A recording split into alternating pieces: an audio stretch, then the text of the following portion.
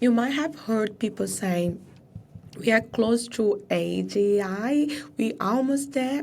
AI is about to replace everything. Some people genuinely believe we are standing on the edge of a science fiction moment. And look, but right now we have powerful neural intelligence, AI, that specializes, predicts, and recognizes, accelerates, and automates. And that's more than enough to transform a company. Welcome back to your Marketing Digital Arm podcast. This is one of my favorite subjects right now. Let's talk about AI. Welcome back, founder. And if you're listening to this, you are already in the top percentage of leaders thinking beyond tactics, trends, and quick hacks. So let's talk about something everyone loves to throw around right now. AI. Some founders are treating AI like magic, others are terrified of it, and a few are quietly building with it. So growing faster than the market realizes. Now, you might have heard people say, we are close to AGI, we almost there. AI is about to replace everything. Some people genuinely believe we are standing on the edge of a science fiction moment. And look, maybe one day we will. But right now, we have powerful neural intelligence, AI, that specializes, predicts, and recognizes, accelerates, and automates. And that's more than enough to transform a company. Let's make this simple. Excuse my voice. So AI is not the strategy, it's the amplifier. What you feed it, your systems, your messaging, your data, your offers, your customer journey determines whether it multiplies results or multiplies chaos. So today, I want to walk you through the real version, not the hype version, what AI actually is, what founders misunderstand, how companies are quietly using it, and how your business can build something intentional, ethical, scalable, and intelligent without losing human leadership, brand identity, or strategic control. So take a breath. Let's get into it. So, where most founders go wrong? Every week I speak with founders who say, we added AI, but nothing really changed.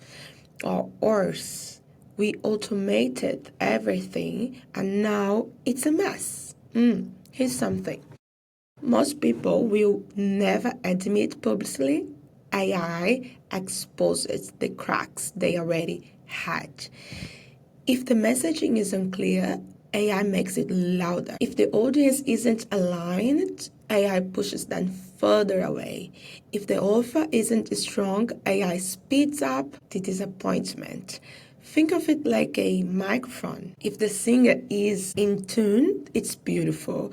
If they're off key, the microphone doesn't fix it, it magnifies it. So the first lesson here is this. AI doesn't save a broken system, it scales a working one. I'll leave you with a question. Think about it later today. Are you trying to use AI to replace clarity you haven't created? So I'll talk about the levels of AI without the buzzwords. There are 3 levels people talk about. Narrow intelligence, general intelligence, and super intelligence. Let's keep it short and practical. Most of what we are using today, ChatGPT, predict scoring, content assistance, image generation, that's narrow intelligence, specialized, task specific. It doesn't think across domains, it doesn't have intuition, it can't set a strategy for you. But it can take one task and do it faster, yes, cheaper, more consistently than human, and they already changed entire industries by itself, right? So for example, A law firm can use narrow AI to review thousands of contracts in minutes, highlight unusual clauses, and reduce human error. The lawyers still make the decisions. AI simplify, removes 40 hours of admin per week. Not bad, right? A property group uses computer vision to analyze development risk, time to completion, forecasts, and buyers' sentiment across suburbs. It doesn't invent strategy. It just gives clearer intelligence to make better decisions. Another example, SaaS company use AI to score users based on behavior, logins, feature usage, and churn signals. Sales teams focus only on warm, high probability customers, not extra staff, not extra advertising, just smarter prioritization. So while everyone's agreeing online about AGI timelines, the smartest founders are using narrow AI to remove waste, reduce cost, and increase precision today. So that's where opportunity really is. And AI is the multiplier. AI doesn't replace your thinking, it multiplies it. If you and I build a strong content system and then AI supports productions, scheduling, sequencing, and repurposing, suddenly your output is 10 times without burning out. If your sales process is structured, AI can score leads, prioritize buyers, and predict revenue streams. If your product is solid, AI can personalize onboarding, analyze trends, and boost retention. But if there is no strategy, AI has nothing to multiply. Let me tell you a quick story. A mid-market SaaS team I worked with had a strong offer, a strong audience, a strong product, but inconsistent content and zero lead scoring. They added AI into our already working foundation. Content sequencing, predictive scoring, CRM automation, human oversight at key decisions. 90 days, qualified leads up 52%, time to conversion down 36%, and retention up, ROI up, and nobody on the team worked longer hours. So pretty good for a system that ran quietly in the background, right? Why some AI projects fail? Let me say this gently. Some founders try to automate chaos. If your team doesn't document processes, if your content is inconsistent, if your CRM is messy, if your ICP isn't defined, AI won't fix that. It will repeat it faster. So, if you have ever thought we tried automation before, it didn't work, you probably automated a broken operation. Think of it like pouring water into a cracked jar. The volume wasn't the problem, the container was. So, what actually works? Here's where you and I get practical, right? So if you want to build AI into your businesses the right way, you start with 5 principles. First one, intent. Not trend chasing. Maybe ask, what decision do I want AI to help with? Prioritizing leads, sequencing content, predicting revenue, detecting churn risk, personalizing onboarding. If the intent is unclear, the output will be too. Second, human oversight. AI is powerful, not perfect, so humans stay in control at key moments. Strategy, ethical calls, brand tone, high-risk decisions. Even the smartest firms do this. Why? Because humans bring discernment. Number 3, modular integration. The best companies don't use AI, they build it into workflow. So CRM, price email, price content engine, price product analytics, all talking to each other. Number 5, data stewardship. If you feed AI messy data, you get messy decisions. So garbage input becomes garbage insight, right? Number 5, learning loops. AI predicts. Yes, humans interpret. The system improves. The companies that win create a feedback cycle, not a one-time install. Let's make this real with different sectors, right? So senior lawyers drowning in admin, losing billable hours, where the AI system would help. Document review, close detection, smart case summarizing, pre-built templates, and the results, 40% reduction in admin, more strategic legal work, happier clients, more revenue without more staff. Not bad for a few workflows. Another one, property development group.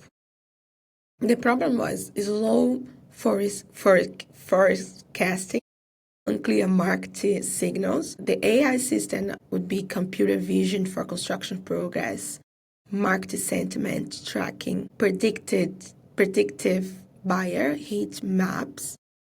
The result is faster approvals, better investors' confidence, earlier risk detection. A developer told me AI didn't change our job, it changed our speed. Yeah. Number 3, tech consultancy. So the problem is clients ask for AI but don't know what they want. So AI system diagnostic tool that analyzes a business recommends the top 3 automation priorities. Estimates time, cost, ROI.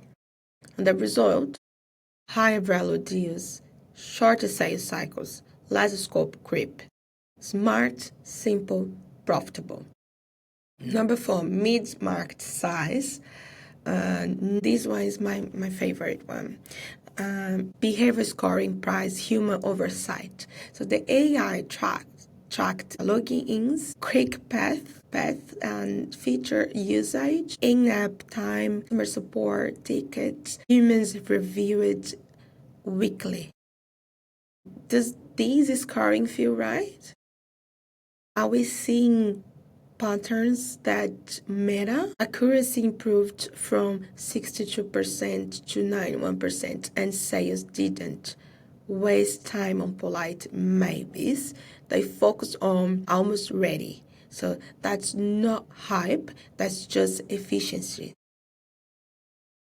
Founders fall into 3 groups. So, and I see these everywhere.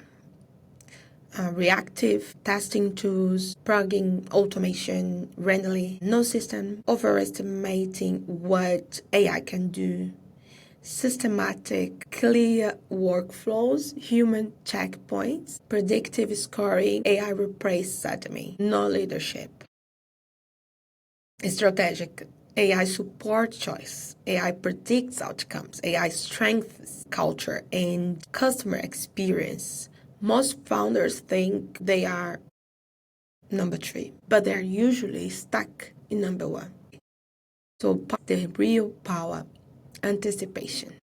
AI biggest advantage is anticipation. So instead of reacting to problems, you see them coming.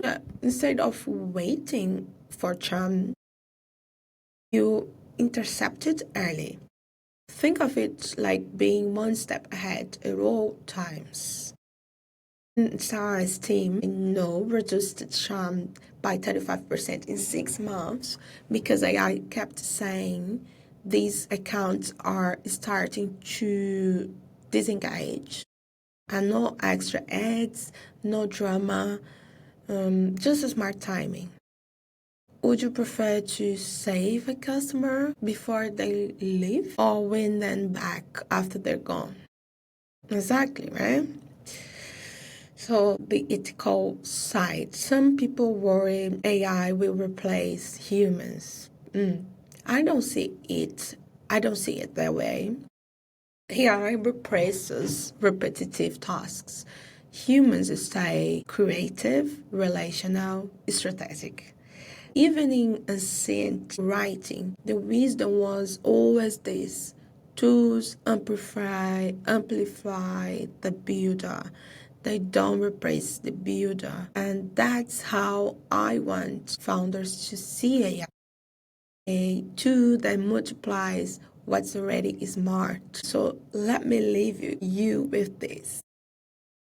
Don't add AI because everyone else is. Add it where it gives your business clarity, accuracy, speed, better decisions, predictability, more space for humans' genius. AI is the shovel. You are the architect. So if you build with intention, you will outpace the founders chasing shiny trends. So now, this is where the conversation gets deeper, because it's not just about data, it's about discernment. So in the next episode, which is called From Metrics to Meaning, the CEO shift from data to discernment. That is everywhere. Dashboards are endless, right? So everyone is drowning in numbers, but CEOs with scale aren't the ones with the most data. They are the ones who know which data actually matters, and we are going to break that down. Yeah. Until then, keep building with intention, and because AI doesn't replace strategy, it amplifies the founder who has one.